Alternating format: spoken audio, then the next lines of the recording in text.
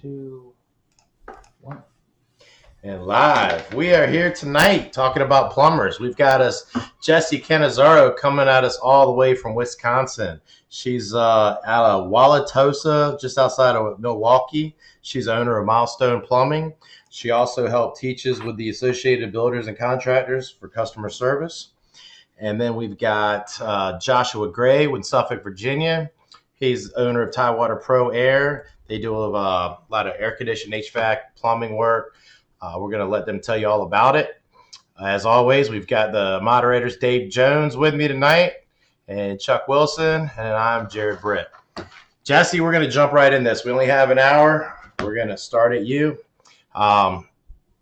You're a female in the plumbing industry, and you're in a company. You got to tell us the story. How'd you get involved? So I was 7 years old and learned how to solder. My dad was a master plumber in the Wauwatosa area. We actually operated out of one of his shops at one point in time. It was dad wanted a son, got a daughter out of the first one. So he would take me along to work with him on Saturdays and in the summer months. And I learned a lot about the trades. And I think it was his worst nightmare when I was in my late teens and I said, I want to be a plumber. And he told me, he's 76 now, but he said the world is not ready for a female plumber. Oh, challenge accepted. Yes, and you got that right, Jared. I am stubborn and hard-headed, and it was game on.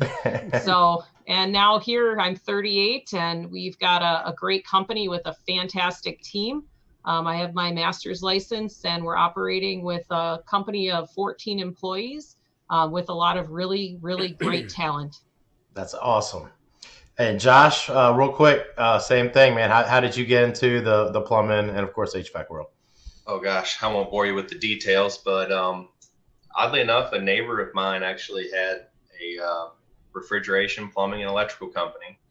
And I was working at a motorcycle shop, and he pulled me over on the side of the road. He said, hey, man, I noticed you were working on a jet ski in your driveway the other day. He said, I wondered if you might be interested in doing some trade work, just labor. And I said, yeah, sure, whatever. And, oh, gosh, I was 19 years old. I just graduated high school. I had absolutely no idea what I wanted to do. And we started working. I started doing commercial refrigeration and plumbing and lots of electrical as well. And gosh, it grew over a long period of time working for him. And finally one day he just kind of didn't want to really do it anymore. And so I kind of stepped up. I went to work for somebody else for a little while, then started my own business back in 2014. All right. So before you started your own business, you had to go to a couple of licenses, right? How did you do about that? So the way that I went about it was for my master certifications was actually for the 10 years experience. So you're actually in Virginia, you're able to test for your master certifications for electrical, plumbing, and mechanical after 10 years experience in the trades. To be totally honest, I knew nothing about journeyman and masters for the first 5-6 years that I was actually doing the trade. There was pride in the work that we were doing that was just a daily occurrence. A job start and the completion of that job was very important. And we took a lot of pride in it. I had a really good team of guys that I grew and learned with, and learning the, codes and all the fun stuff. The fun stuff. Oh, yeah. And learning what not to do, basically. But, it was a long road. And if I would have known earlier what the steps were to get to where I am today, it would have been a lot easier. I definitely took the harder way around and learning, how can I succeed in this on my own without someone else having to support me. And it was a big lesson learned for sure. And I think in 2014, 2015, somewhere in there, I'd actually only got my mechanical master's at first. And then I was like, okay, I need to go ahead and do my plumbing and electrical as well. And I studied really hard. I failed electrical several times. Most people do. Yeah, it's tough. But once you learn the lingo and you learn the codes, and you already know the codes because you've been doing the work for so long. I mean, we were jumping all around doing supermarket, commercial, light commercial, residential. We were doing everything, anything anybody would pay us to do when I was working for my own boss. And it was life lessons learned for sure. And knowing what I know now, I really wish that I had more information on what it took to be a journeyman and stepping up and really a better line. So in Virginia, because I'm here too. It's the same. It's the same as the electrical and the mechanical for the plumbing, as far as okay. So to all those at home, Josh took the longer route, 10 years, and then did you take any TCC classes for the plumbing or the codes or anything? You just studied book. You didn't take any classes. Well, there was actually a lot of classes that we had taken for manufacturers and things like that. But I'm saying, as far as code wise, did you take any of the code classes? Not at all. Oh, you should have. You would have passed that electrical test quicker. So in Virginia, so you have an option of doing the 10 years, going right to the test like Josh did, or you can start out like me. You can have an associate's degree coming out of high school for a 2 years degree, or you can have 240 hours and 4 years in the field. Even with the associates, you got to have your 4 years in our field in Virginia. And then after holding that for 1 year, you can stay. You can take your test for a master's. So he could have done it in 5. Absolutely. But he got all 3 in 10. So I mean, that's impressive as well. And I tell you, we were working. I remember working 80, 90 hours a week for about 4 or 5 years straight, just steady going. We were relocating all over the place, all over Virginia and Maryland and Delaware, actually. What were you doing? Food lines or something? Yeah, food line. Mm-hmm. Yeah, we were doing contracts for repiping the stores, getting all the piping out of the floor, a lot of that stuff. And it was an enjoyable experience. I really enjoyed the time working, doing those jobs. You got a couple years experience every year, right? Absolutely. 80, 90 hours a week. Yeah, as much, Josh, as much as, I don't want to say regret as you have or look back, maybe I'd do it this way or that way. That was a Harvard education. Oh, absolutely. That you were getting. You got paid. That you got paid to do. Right. I mean, that kind of. I worked for a guy like that did it when I got in. That did everything, and you did everything, and you did everything. You learned everything, and some of it was sink or swim or something like that. And we did some of the same work you were doing. My company did, so I know what you were dealing with in that stuff. And you're probably right where you were supposed to be. Looking back, no regrets, right? Looking back, absolutely no regrets. I mean, I can always say that I wish I knew better, but hindsight's 20/20, obviously. Hey, we're still learning every day, aren't we, Josh? Absolutely. Jesse, I got a question for you. Do you have any family members in your business, or is it just you? It's just me. I got married 3 years ago, and my husband has his own career. It started out as just myself. We were operating out of our spare bedroom, and I say we because he supported me for the first couple of years in business. So he really had a hand in letting this happen. We are slowly moved now to a third shop, but my dad will pop in here because he's a master plumber, but he always had his own separate business. He'll come in and hang out with the guys. I think he misses having that social aspect. But yeah, no, so none of our family, I think to keep the family peace, sometimes it's good to have some distance. That's a whole nother story night. Yeah. I can't go into that one. But Jesse, how did you go about getting your plumber's license and all that? So Wisconsin has a pretty strict way to go through to get a master's. You have to serve a 5-year apprenticeship. I did that through Associated Builders and Contractors. So all 5 years you're working under the supervision of a master. Started out that process working for my dad for about 1.5 years before I went to another residential plumbing company out of the Waukesha area, which is just outside of Milwaukee as well. Worked there till I had my journeyman's test completed and licensed. And then halfway to my master's, I left and kind of went out on my own. And you have to wait 3 years to write your master's test in Wisconsin. So it's 5 years to get the journeyman, another 3 years before you're eligible to write the master's. So it's a pretty strict regimen. There are some restricted licenses that you can also get that are only like a year of schooling, but they really limit what you can do. So it was important, especially as a business owner, to have that full license so that, and the perfect example, we are really busy this week. So on Thursday, I'm jumping back out in the field to help keep the team up to what we got to get done on that schedule. And that's the beauty of it, is I'm responsible for all of our quoting, all of our estimating, but when I need to get dirty, I jump in to help the guys out. Are you guys like mostly a jobber type plumber? Are you doing new construction too? You doing underground? I mean, what are you doing? Service. So we don't do any new construction. We do remodel and then service and repair. And it's about a 50-50 split up until about 2 months ago. And our remodels have really quieted down right now. People put those projects on hold. They're letting things play out. Our contractors don't want to get started quite yet, especially if you've got an older person living in that home. But the interesting thing was, as the remodels slowed down, our service work has gone up these last couple of months because people are trapped in their homes because of the stay-at-home order. They're flushing all kinds of things, right? You got it, Jared. And it's amazing what comes out of that sewer. So, and we've got homes in this area in particular that are 80 to 100 years old, and they're all the old clay sewers. So the tree roots that have gotten in at each of those sections, those sewer machines are out the door every day, in and out. And everybody jokes that, well, that's got to be a horrible type of work. I don't mind doing it. It's really not that bad. And you get to talk to the customer while you're doing it. And then the pay's well, right? Yeah, it does pay. I always joke, it smells like money.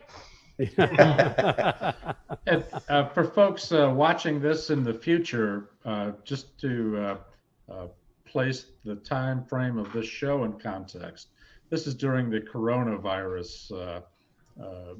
So most folks in the country are close to home.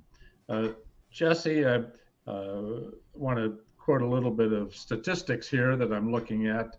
And according to the U.S. Bureau of Statistics, they say that only 1.5% of the plumbers in the country are women. Have you found that there is resistance to women entering the trade? Not really. And I thought there would be. I was one of those people that thought for sure when I went into business. The part of the reason we came up with Milestone Plumbing, I didn't want my name attached to it because I didn't want people to know, because I was afraid they wouldn't want to buy our service if they knew it was a female plumber. And I couldn't have been more wrong on that.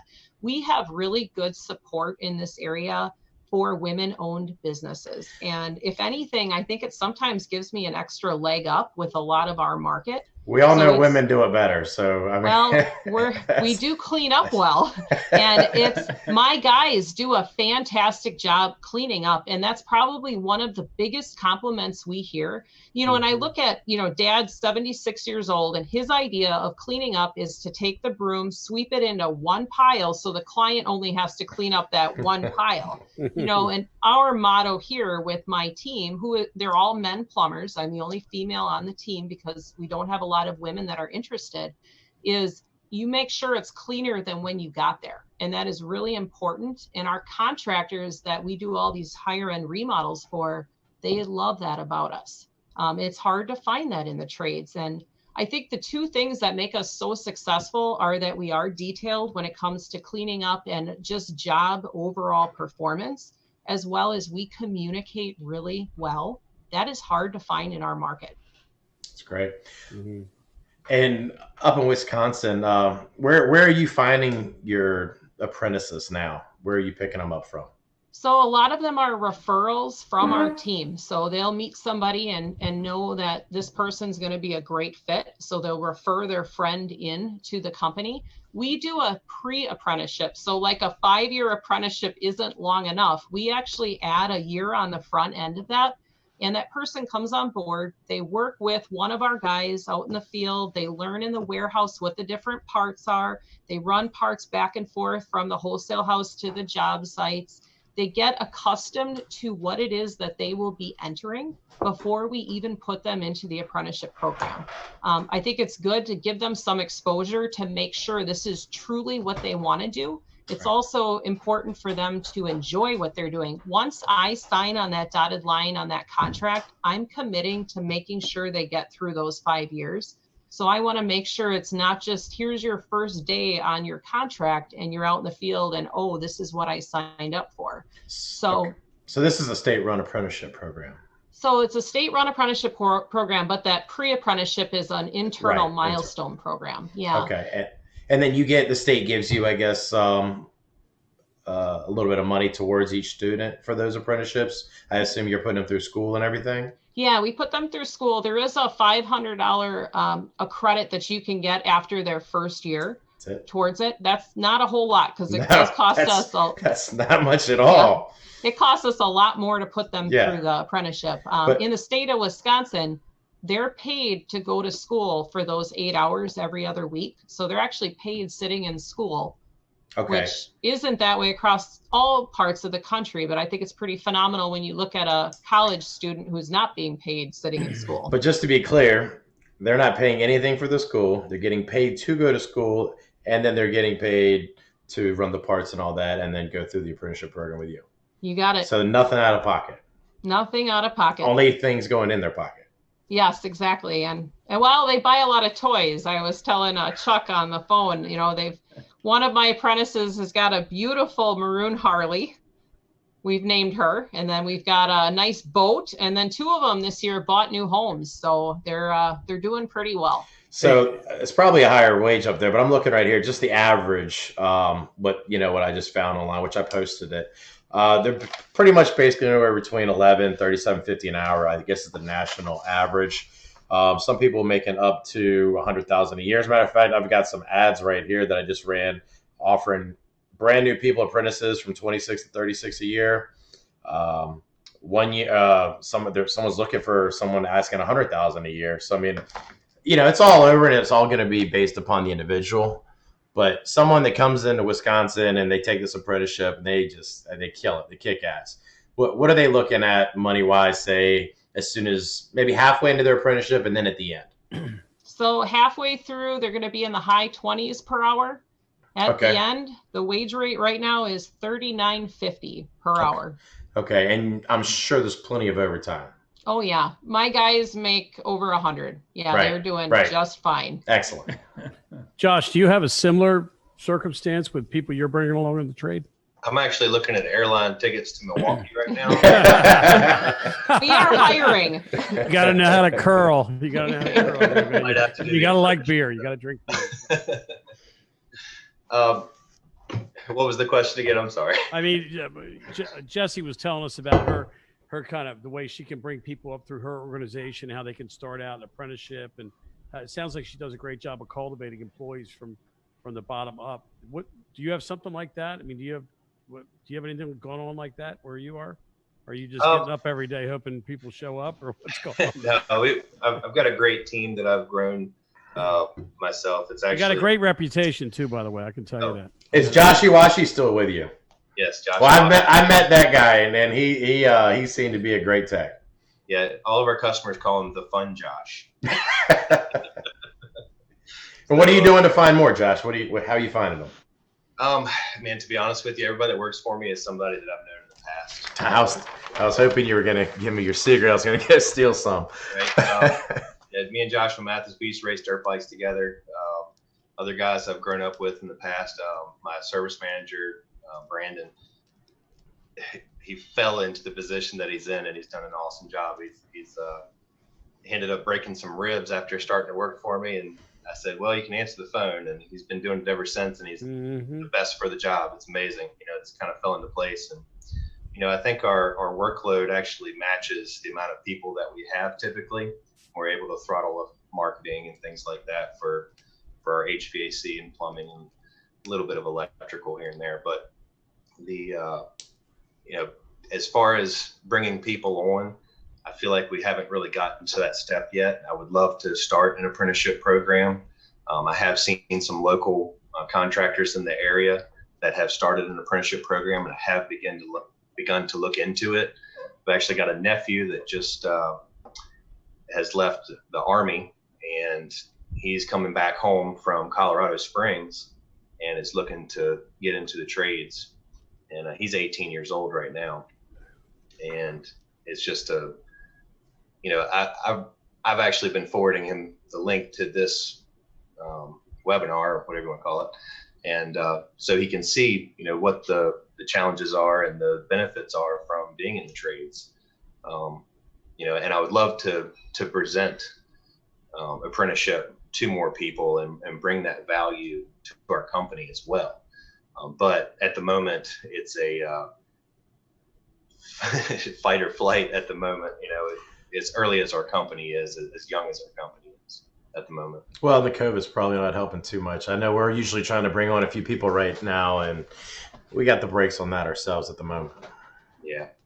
I have gotten some applications recently. We still look around. I'd like to meet people, and gain. We've got so many companies out here. I mean, here just in Hampton Roads here, I think I looked at it last year at some point. There's 285 licensed contractors for HVAC and plumbing together, and that's a lot of companies in one area, and you've got all these people that work for somebody else and then say, oh, I can do it myself. Josh, what would you tell? What would you tell? Because what we're speaking to a lot with this podcast. Yeah. And I used to call it webinar too, but yeah, I got corrected. Yeah. But what we're really speaking to here, and the purpose of this is to really educate.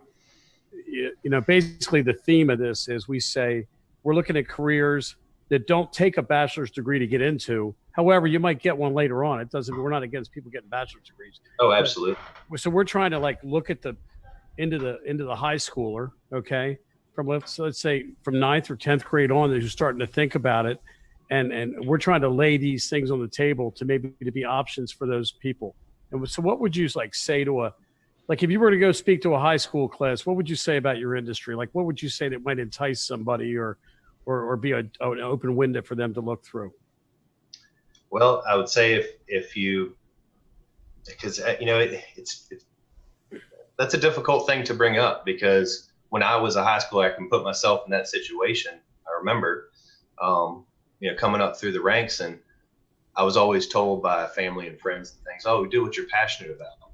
Well, I didn't become passionate about it until I actually started to do it. Mm-hmm. Good point. Very good point, Josh. We love that word passion here. We use it everybody we've been on these podcasts with, right? Everybody's been passionate about what they do. We've got a female plumber, okay? But we had a male nurse. We had a male baker, and I thought it would be a female baker. I mean, everybody's just passionate about their job. It's not even about their gender anymore. They're just passionate about their job. Absolutely. Yeah, and getting in there and trying it out, you can go and get a minimum wage job with a contractor and find out if you like it, but you really got to look at the contractor too, who you're going to work for. What is their reputation? Are they local? Is it easy to get there? Can you get there on time? All that fun stuff. Don't use it as something to fill time. Don't go out and get a job with a contractor. Go in there and learn what is happening. Go in there and learn what's doing, because a lot of people take for granted what we do every day. You take for granted when you come home and you take a hot shower that water heater is doing the job that it's supposed to do. And a nice cool room in the summertime. We take for granted that air conditioning is really very important to us, especially here in the South. So you would say, your recommendation would be go wet your whistle a little bit, maybe during the summer of high school even. Oh, find a contractor you can go work in the shop or work in the yard, wax trucks, do whatever. For sure. Crush boxes to put in the dumpster, whatever duty needs to be done behind the shop there. Help it, another set of hands, something like that, right? Yeah, just get in the middle of it. Absolutely. Let me jump in. Jesse, and this is not your responsibility, but is there anything that we can do to encourage, entice, sort of cause more young ladies to consider a job in the trades? I mean, you must have given that a lot of thought, and it doesn't sound like you've had tremendous success at it, but what can you tell us about your what can you tell them? Challenges? we're moving the needle, just not as fast as I think any of us would like to see. I think the key to it is really to get more young girls involved in the tech classes at the high schools. I go in through ABC for Associated Builders and Contractors, and then I'm very active with our NARI Workforce Development Committee. So I'm in and out of the high schools regularly. And a couple years ago, there were no girls in these classes. Now I get excited because I see one or two out of a class of 25 to 30 students, one or two might be females. And so that's why I say we're moving the needle. It's just not moving quite as fast. But I think the key is for the girls to be able to work on cars in auto class, be able to do woodworking, be inside of these hands-on technical classes so they can see the sense of accomplishment that they feel when they've fixed something. Because that's where I fell in love with plumbing was, oh my gosh, like I don't have to call somebody, I can do this. And, and in between, before I started the business, and while I was still an apprentice, I was buying rental properties and fixing them up. And now they're a source of cash for me that I'm not touching because they're already fixed. Now, had I not had that passion and wanted to get into that trade, you would be hiring somebody to fix all of these things. I trade for electrical work because I don't like electrical at all. I'm terrified of it. I always joke, you see water coming, electrical, I can't, it's going to get you. So I think it's just getting those girls into those classes so that there's exposure, let them feel empowered that they can do this. And I think that they'll run with it. And maybe they choose to be electricians. Maybe they go into HVAC. Maybe they become mechanics. It doesn't matter to me. That's my true dream, is to see more women come into the trades. Agreed. All the way around. We even need more young men. We need more young men too. We'll take anyone right now. Show interest. I've had female air conditioning technicians in our company and presently do. And I don't see anything different but a lot of compliments. I get a ton of compliments. Very neat, very attentive, very good at communication. Not to say we don't have some guys that aren't also, but I'd take any, as a business owner. Okay, I would not hesitate a bit to hire a female air conditioning mechanic. I can tell you that. I don't know. I can't think of anything in our industry that I would say that a female couldn't do. All right. It's a lot of it's technical now in all these industries, right? Yeah. In all these industries, we get into really technical stuff. There's a lot, especially plumbing. Like plumbing's changed a lot. Even you think about the piping, the fittings, the way they put distribution boxes in homes now, and you spider out from that and all this stuff. Plumbing's changed quite a bit over the years, for something that just started. Now, I was going to ask Jesse, do y'all do any heating up there, the hydronic heat, anything like that? Because I know y'all probably have a lot of that up there. Yeah, so it's different in this area. The heating contractors actually do the hydronic work. Okay. Ironically, our general manager is also a female. She came to us from Colorado. Her name's Penny. She's fantastic. So both myself and Penny run a team of guys, and she came from a company that did a lot of hydronic. And in Colorado, it's customary for the plumbing companies to do all of the hydronic. But in Wisconsin, it's a little bit different. There's more of a shift that the heating contractors are doing it. Okay. So you're a heating and air conditioning guy, or you're a plumbing guy? You got it. Yeah. Okay. Yeah, it's funny how geographically it's different. Like we even have that in Delaware, where you'll see a plumbing, heating, and air conditioning company, or you'll see a refrigeration and air conditioning company, or you'll just see a single plumbing company. Yeah. And that's all they touch. They don't touch anything on the heating side. So it's funny geographically how that changes. Is this something eventually? I mean, it's a long time for you, Jesse. You got a couple sons. Is this something you'd like your sons to get into? It's funny because I was from that mold of, you need to go to college. That was my parents, and we talk about that on here a lot. Yeah. My mom and dad didn't have that opportunity. So it was a really big deal when they pushed me in that direction. That's why I say it was Dad's worst nightmare when I was like, I want to be a plumber. And he's like, no, that's not what we wanted you to do. My sons, I will let them have the option, but you you can bet that I'm going to push for the trades over going to college. One electrician, one HVAC, then you're set. My husband's an engineer, so he comes from the college side and is very, mechanically wired from the planning side on paper. So it'll be interesting to see what our 2-year-old and 6-month-old end up doing. Mm-hmm. I'm pretty persuasive, though. What kind of engineer is your husband? He's actually an industrial engineer. He works for an aerospace company. So he's got a great job. Yeah. Are you like throwing PVC fittings in their crib and stuff? Yeah, right.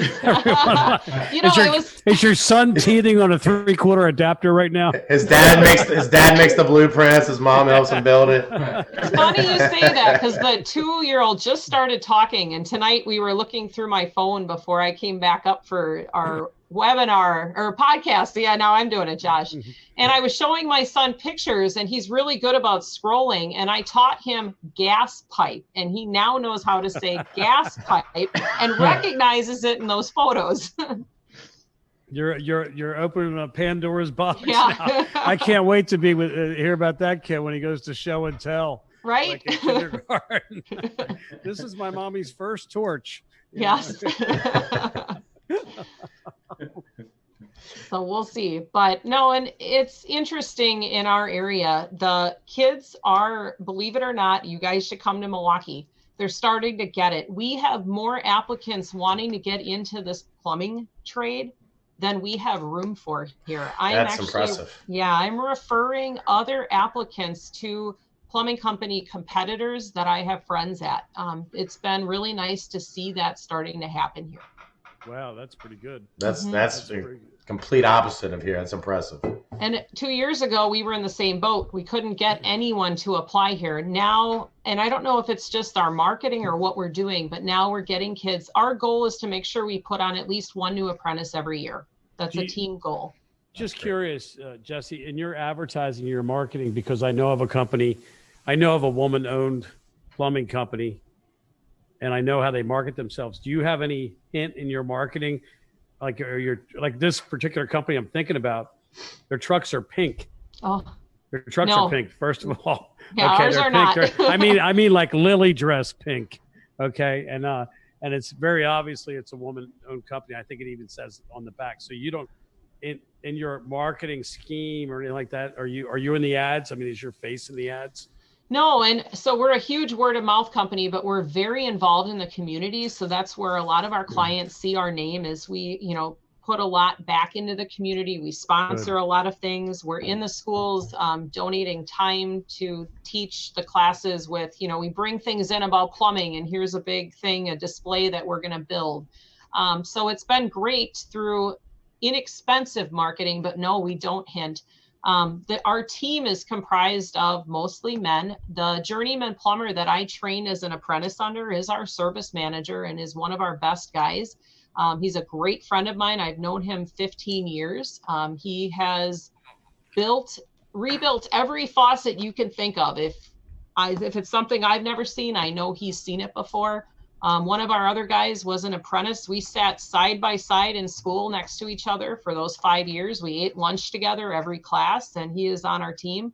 One of our new plumbers who just finished our apprenticeship program used to be a delivery guy from one of our local suppliers. And so we've got a team. It's funny, Josh said he knows a lot of his guys, and I'm thinking through, I've met and known these guys before they came here too. And I think that that's important from trust. Josh, I'm sure you agree. This is your livelihood. This is your baby. This is my baby. Absolutely. Do your kids crawl around in the office when you're at work? On the weekends, but I don't get anything done then, Dave. So I only say that because I remember I have two sons. I remember them being in the office when they were little, running around the office. Josh, how many guys you got over there at Tidewater Air Pro now? It's 7 of us, including myself. And how many of those are plumbers, or can hold their own in plumbing work? I should say. 3 of us, yeah. Okay. Yeah, including myself. Are you doing like commercial repair or something like that, Josh? On the plumbing side. Mostly water heaters. To be totally honest, we don't touch drain side. We just don't have the readers or anything like that. And it kind of goes hand in hand around here with HVAC. A lot of residential water heaters, gas, electric. You know, Yeah, we it's a have the same combination of thing. all of them. And you know, tankless water heaters have been a big thing in the last 5 years.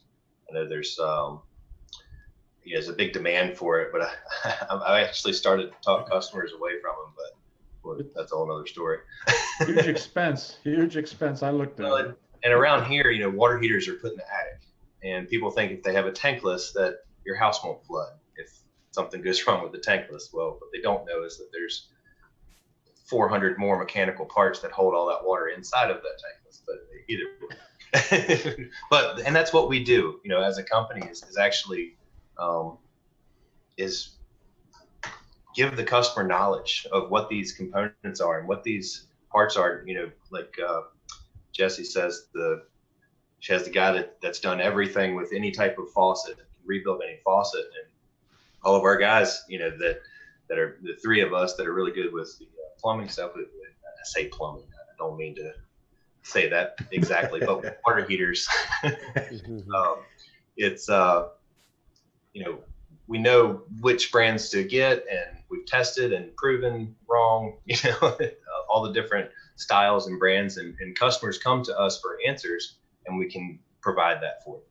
And that sense of accomplishment when that job is done, when the customer is happy, that's when we go home feeling really good, because that's just what it's about. It's also your best marketing too, right? Absolutely. Yeah, there's no better marketing than that. How about this as a second career for somebody? How about plumbing as a second career? We're in the day and age, you know, it used to be somebody probably went to college, and they got out, then they went to work for DuPont or some big company, and they spent their whole life there. Now, you know, people might have 3, 4, 5 careers in their life. What about a second career? Like, speak to me, one of you, about how about that 40-year-old maybe coming out of the military, or maybe retiring from a police force, or maybe just sick of sitting in a cubicle? Jesse, is plumbing something that somebody could jump into? You bet it is. And Dan is actually a first-year apprentice with our company. He's 36 years old, had worked for a woodworking company his entire career, was not happy in that career anymore, but his wife was going to school for nursing. And as soon as she got close to graduation, he had always wanted to be a plumber, and he applied, and we interviewed him. And I said, are you sure you want to do this at this stage? Because remember, it's a 5-year apprenticeship. Like, he is not going to have a license for at least 5 years. And he has been a phenomenal hire. The maturity level, how he communicates with people, he is a hard worker. He'll put in a 12, 13-hour day, which doesn't happen often, but every once in a while you have that job that just doesn't go well. And he is so appreciative and just loves having this as a job. He has been a great find for us. And so he's changed my, I guess, stereotype that you have to be young to start doing this immensely. Yeah, because he can run circles around some of the guys out there that are a lot younger. That was a great question and answer, Dave. Good job there. Josh, you got any older guys that have come your way that no? Well, the oldest guy here is a year older than me, and I'm 34. And you know, I'm not against it. I'm not against hiring someone that has never been in the trade at all. I've experienced it in the past with other guys coming in on jobs when I worked for someone else, and they've done a great job. You know, there's an aspect of a young guy coming into the trades and having to learn the customer service side of things, because that's very important. You know, how to deal with the customer, how to deal with you know, issues in the field, whatever the case. And you know, someone coming in that's, you know, older and has had more life experience, period, definitely already has that stuff on the wraps. You know, they understand how to deal with people majority of the time, and then all you have to do is train them on how to do their job. You know, obviously that's a whole nother level depending on what it is that they want to do. Now, if I had somebody come in for me right now, say they were older, I don't know what to say, but I've actually had the opportunity to possibly hire my father, and I've thought about that, and he has never been in the trade, but I'm not sure if he could grasp the whole end of it. So I don't know, to be honest with you. What? Don't do it. Don't do it. Yeah. Well, Josh, you mentioned the importance of customer relations, and it almost sounded like you found that more important than some of the skills on the plumbing side. Absolutely.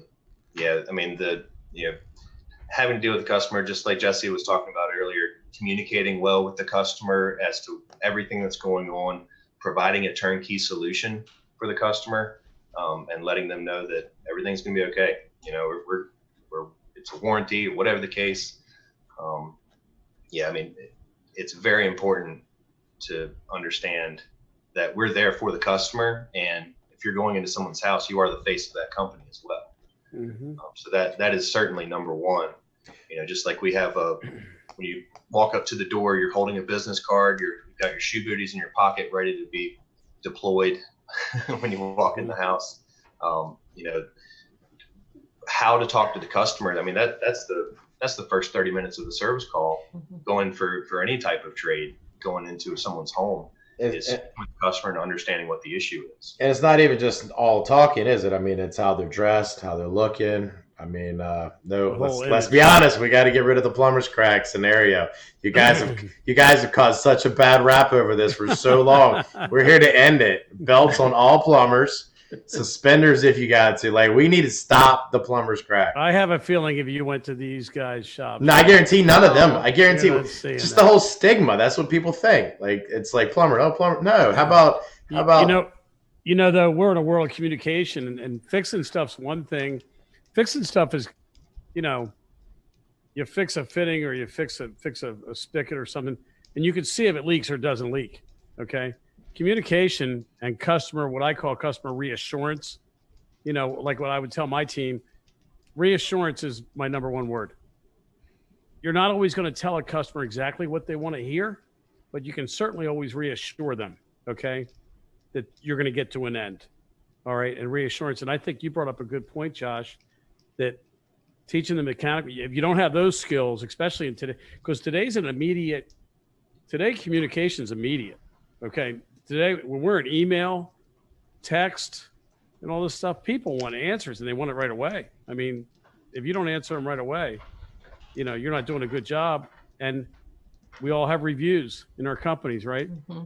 We all have reviews, and you can do the best job you want, but if you miscommunicate, it could result in less than a good review. And reviews are important. I mean, Jesse, are reviews important in your company? Oh, immensely. It's, because we're a word of mouth business, we have a Nextdoor. Do you guys have that in your area? Sure, we have Nextdoor. Yes. Yeah, I remember that. Nextdoor, Google, Yelp, Angie's List. I mean, we track all of where our leads come from, and that's where they are.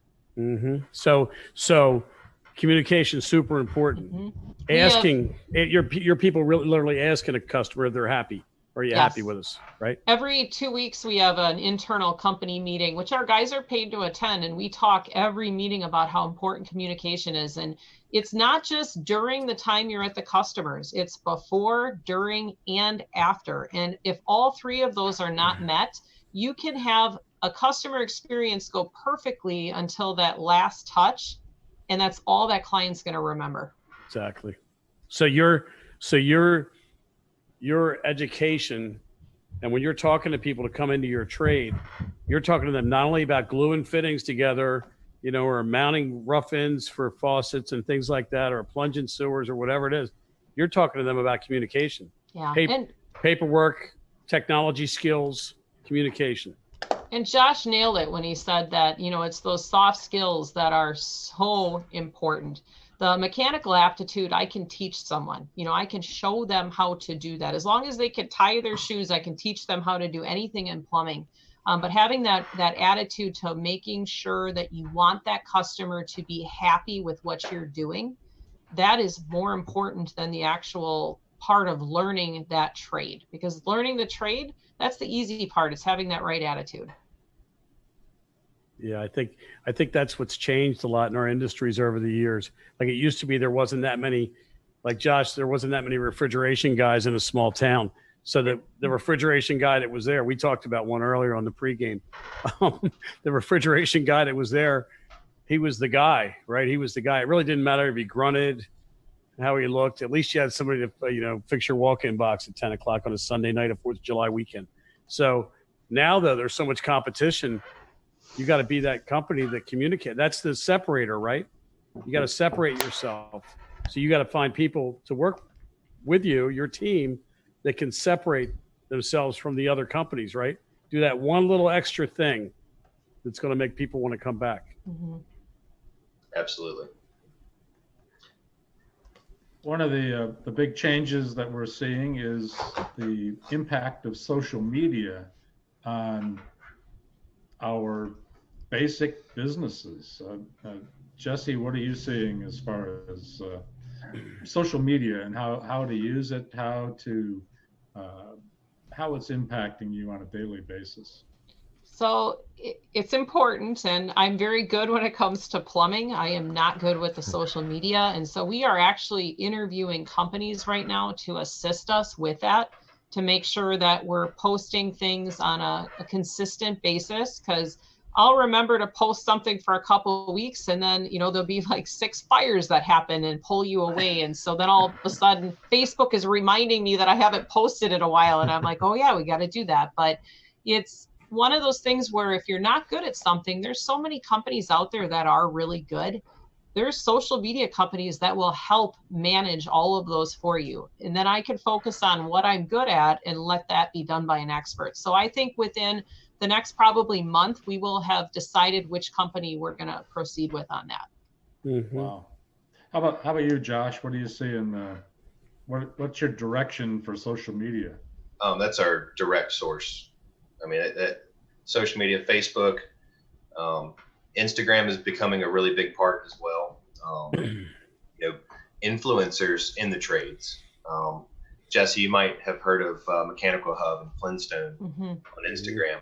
I mean, they're role models to guys coming up through the trades, and even myself. I mean, they love their work. They show their work all the time, and it makes it really interesting. Especially, I mean, these guys, people being able to share their equipment installations and things like that. I mean, not even just on the business side. On the business side, yeah, there's you've got your SEO, your website, you've got all of the things that you need to get your name out there, your branding. I mean, everything that is everything, it's no longer in a phone book. I mean, years and years ago, before I was ever even in the field, it was a phone book, and you call that guy that your neighbor used that one time. But now social media, I mean, it's a race to the finish line to find your next customer, your next lead. There's a social media, having that knowledge of all of the aspects, and I've done a lot of it to myself. I probably shouldn't be doing it myself. I probably should be having somebody come assist us with it. And I have had some people assist me in the past. But once I learned how to do it, I'm like, okay, you know what? I can take care of this. We can get some good online marketing and utilize Facebook better to help build up the brand of our company. Another really cool thing is spreading knowledge to our customers. And, Facebook has a really good way of being able to give knowledge to our customers, for free. I actually had started a YouTube channel at the beginning of this year, and it was just a quick tip Sunday, just little things about HVAC and plumbing. And I didn't follow through with it because all those fires started up, so I think I did 4 or 5 episodes, and then, I don't have time for this right now. I'll start it up again soon, and I will continue to do it.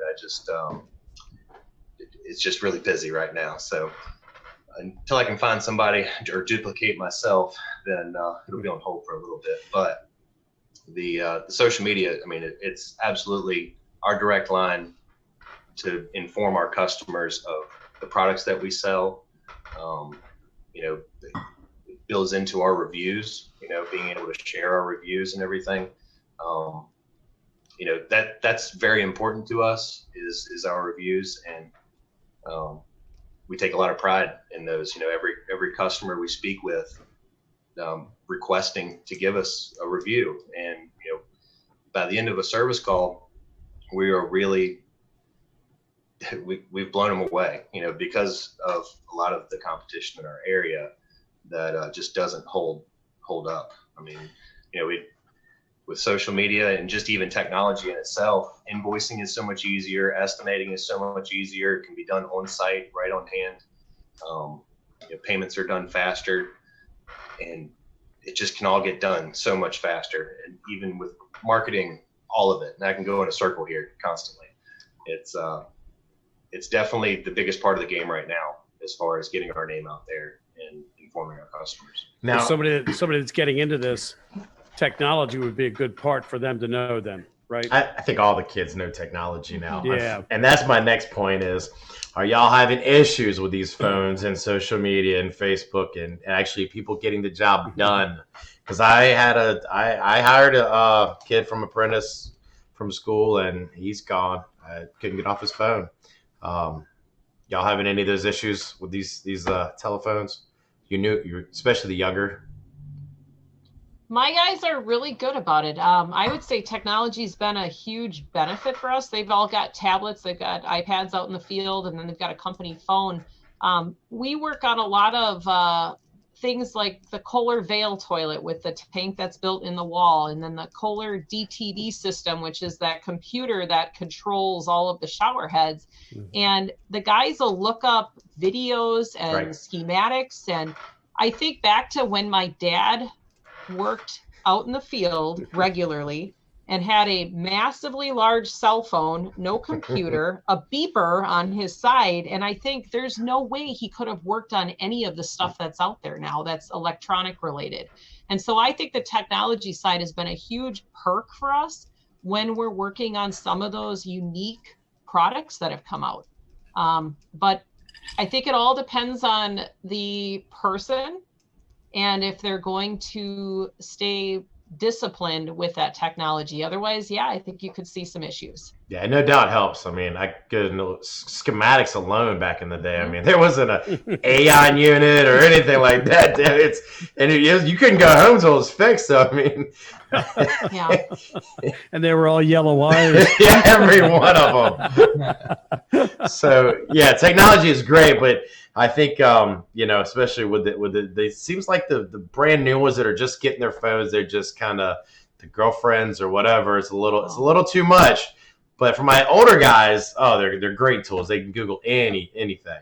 Josh, anything to that as far as anybody you've had? Yeah, we've got some. We've had some younger guys in the past that have been. I don't want to say disciplined for using their phone or being on their phone because they should be, either a fire watch or doing something that's actually important that they may not seem as important, and they're scrolling Facebook or texting their girlfriend. Yeah. But I mean, it definitely drives issues, but the pros definitely outweigh the cons. I mean, I'm guilty of sitting there scrolling Facebook in the middle of the day because I'm waiting for temperature or paint to dry, and it's a double-edged sword, really. Besides the license part, this is always a question we seem to ask everybody. Besides the license part, is there any, is there anything, somebody comes into your organization, there's really nothing holding them back, is it, from just moving right up the ladder? Is there really anything holding them back if they really want to put the time and the work in? I mean, let's say you have two people come in and one person just is passionate, all in, wants to learn it. The other guy's kind of like, yeah. Or girl. Is there anything stopping this person? Yeah, no, not at all. There's a place for all of them too, though. Right. The guy that comes in and wants to make a paycheck and go home at 5, that's fine. The guy that comes in and wants to stay an extra 4 hours working on a customer list that is people that he needs to recontact for estimates or whatever the case, he's going to succeed. He's going to take a lot of pride in what his work is, and I mean that absolutely. I mean there's no doubt about that. We've always talked about, if you get a good hire, you make room for them somewhere in your organization. And recently, just maybe 3-4 months ago, one of the local high school instructors reached out. He had met me through DARI, the National Association of Remodelers Industry, workforce development. I had spoken to one of his classes, and he said, "Hey, I've got this kid that's kind of toying around with wanting to be a plumber, but he really doesn't know a lot about it. Would you be willing to let him work for a couple hours every morning before he comes into school to do a job shadow?" And I said, "No problem." And so we found some jobs for him to do here. Then COVID hits, and all of a sudden, all of our schools are closed. And now this kid is not going to school. And his initiative that he had taken in those first 2 months with our company, we made a full-time job for him during that time frame. Wow, that's great. Because it's, you find a good hire, you make a spot for him, because that's truly how people move up in the industry. If they come in, and he's not a loud, outgoing kid, but he works hard and he's very detailed. And sometimes people think that rushing is the best way to do it. No, I always tell them, slow down and do it right the first time. The speed will come later on, but just doing the task well is what needs to be focused on. He has an eye for that. He'll be a very good technician when he gets through our program. That's great to hear. That's a real plus for people that are listening out there to hear that too, for two reasons. One is he's put the work in. The other reason is for your loyalty to him, giving something back to him.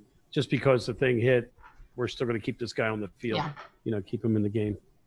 That's pretty cool. So what I'm hearing or observing is that there is a great bridge for the youth of today with their background in social media. I mean, that's where they have roots in it. They have grown up in it. And to move toward a career, lots of different career potential. And in the plumbing world, it is huge. I mean, to be able to take what they have grown up in and move into a potential area where they might have a passion. It just sounds like nirvana to me. But because most folks wander the earth a long time before they figure out what they want to do. So if this would be a great possibility for folks. Excellent. And we're coming up on our hour, so I really want to thank the panel again, Jesse and Josh, for stepping in. It was great hearing about both of y'all's businesses and how you became plumbers and people you got working for you. Wish y'all the best. Thanks a lot again. Chuck, inspirational as always. Dave, appreciate the stories and the questions tonight, buddy. Yeah, thanks for everything. And if anybody out there listening wants to move to Milwaukee or move to Suffolk, Virginia, these are your people right here. Again, plumbing, they make great money and they pay for your education. Good companies. Great job. Great job to both of you. Best of luck in the future. All right. Thanks for having us. Thank you. Good night.